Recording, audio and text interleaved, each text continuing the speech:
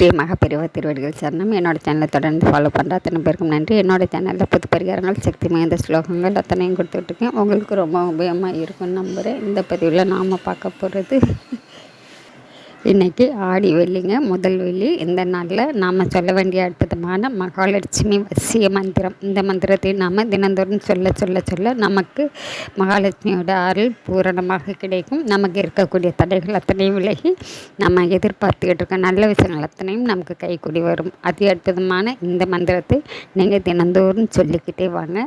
அந்த அதிசக்தி வாய்ந்த வசிய மந்திரம் ஓம் ஸ்ரீம் ஸ்ரீயை நமக.